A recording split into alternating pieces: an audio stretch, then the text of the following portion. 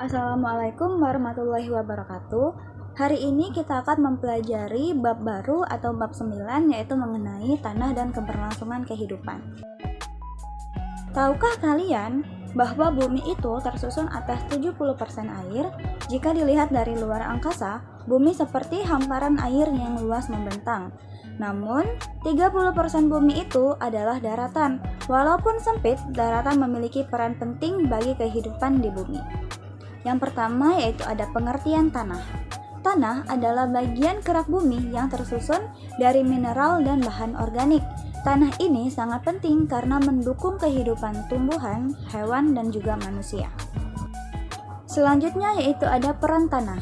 Yang pertama, peran tanah sebagai tempat hidup hewan dan bakteri seperti cacing dan juga serangga yang biasanya atau sering kalian temui di tanah. Yang kedua yaitu tempat hidup tumbuhan. Tumbuhan ini hidup di dalam tanah. Tumbuhan menempelkan akarnya di dalam tanah. Selain itu juga membutuhkan unsur hara dan nutrisi seperti air dan mineral, dan membutuhkan bakteri tanah untuk menyerap unsur hara melalui akar tumbuhan tersebut. Yang ketiga yaitu penyedia dan penyaring air. Air mengalir di permukaan tanah dan bawah tanah. Sumber air bersih itu berada di dalam tanah, sedangkan danau, sungai, laut itu berada di permukaan tanah.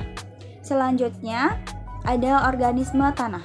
Organisme tanah adalah semua makhluk hidup, baik hewan ataupun tumbuhan yang sebagian besar fase hidupnya atau selalu hidup di dalam tanah. Organismenya itu dapat berupa tumbuhan lumut, hewan seperti cacing, serangga, serta bakteri pengurai. Organisme tanah ini juga berada pada lapisan tanah bagian atas. Aktivitasnya itu sebagian besar dilakukan oleh bakteri, jamur, dan mikroorganisme. Aktivitas ini mempengaruhi tingkat kesuburan tanah. Selanjutnya, peran organisme tanah yang pertama, yaitu ada dekomposer. Dekomposer merupakan organisme tanah yang dapat menguraikan bahan-bahan organik yang berasal dari sisa-sisa makhluk hidup seperti dedaunan, ranting, jasad hewan yang telah mati untuk menjadi bahan organik yang lebih sederhana. Yang kedua yaitu reaksi kimia dalam tanah. Bakteri pada tanah membantu menguraikan materi organik kompleks menjadi nitrat yang berguna bagi tumbuhan. Yang ketiga yaitu sebagai polutan.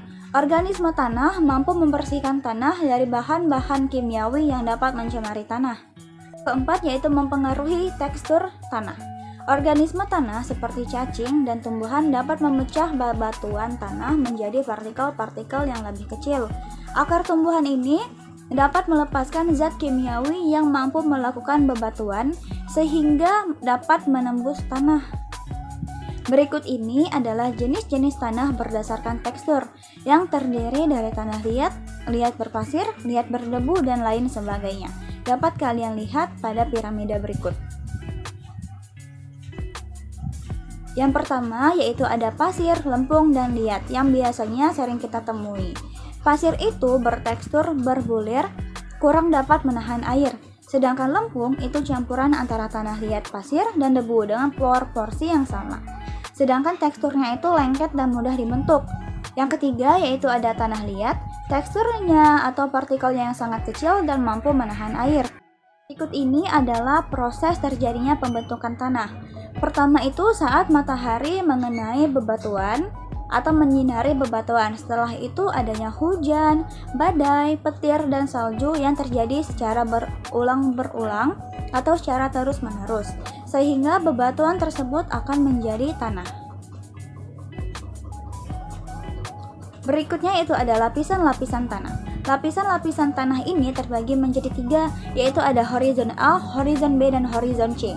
Horizon A ini merupakan lapisan paling atas yang tersusun atas campuran pelapukan batuan, zat organik, dan makhluk hidup. Sedangkan horizon B ini merupakan lapisan yang kandungan zat organiknya itu lebih sedikit daripada lapisan atasnya.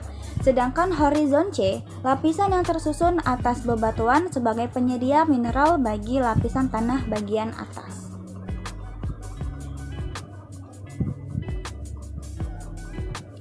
Selanjutnya, komponen penyusun tanah. Yang pertama itu ada bebatuan. Bebatuan merupakan bahan padat yang terbentuk secara alami, tersusun atas mineral, senyawa, dan zat lainnya. Bebatuan ini terdiri dari 3 macam, yaitu adanya bebatuan beku, sedimen, dan metamorf. Oleh karena itu, kita akan mempelajari mengenai 3 bebatuan tersebut. Bebatuan pertama yaitu ada batuan beku, yang merupakan batuan yang terbentuk dari magma yang membengkak karena proses pendinginan. Kedua, adanya batuan sedimen, yaitu batuan yang terbentuk dari endapan struktur bahan yang mudah dilepas terbawa air, es, dan angin ataupun udara. Dan yang ketiga atau yang terakhir itu adalah batuan metamorf.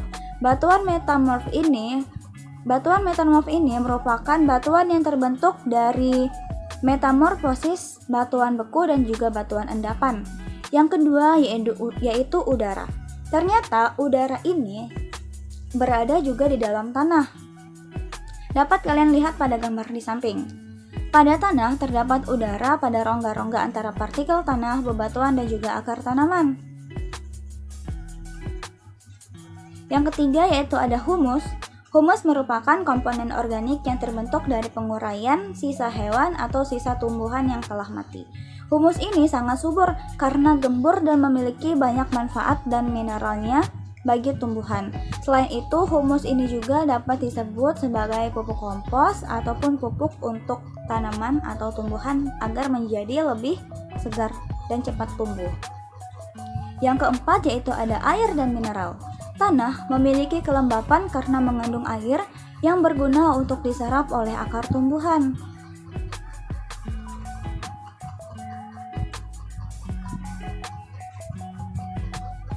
Selain itu, tanah juga mengandung mineral dan ion positif kalium, kalsium, dan magnesium, serta ion negatif, nitrat, fosfat, dan juga sulfat.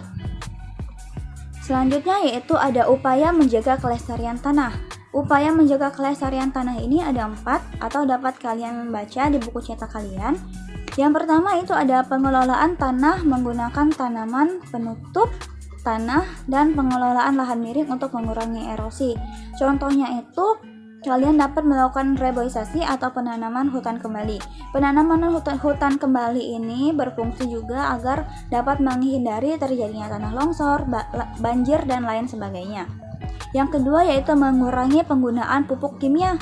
Mengurangi penggunaan pupuk kimia ini berfungsi agar tubuh kita menjadi tidak sakit karena penggunaan kimia secara terus-menerus ini akan berbahaya bagi kesehatan.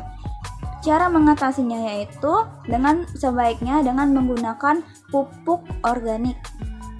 Pupuk organik ini biasanya itu berasal dari pelapukan sisa tanaman, hewan, dan juga manusia.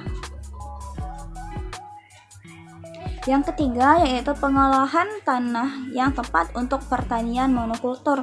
Pertanian monokultur ini merupakan jenis pertanian dengan satu jenis, merupakan penanaman pada suatu lahan dalam jangka waktu tertentu sesuai dengan umur tanamannya. Contohnya pada padi, jagung, tabu, dan lain sebagainya. Dan yang keempat yaitu daur ulang sampah yang sangat sulit terurai. Sampah ternyata bisa didaur ulang dan juga bisa dijadikan sebagai sumber mata pencaharian. Contohnya itu sampah plastik, kaleng maupun kaca dapat diubah menjadi barang yang dapat bernilai ekonomis seperti tas, kotak sampah, kotak pensil, dan lain sebagainya.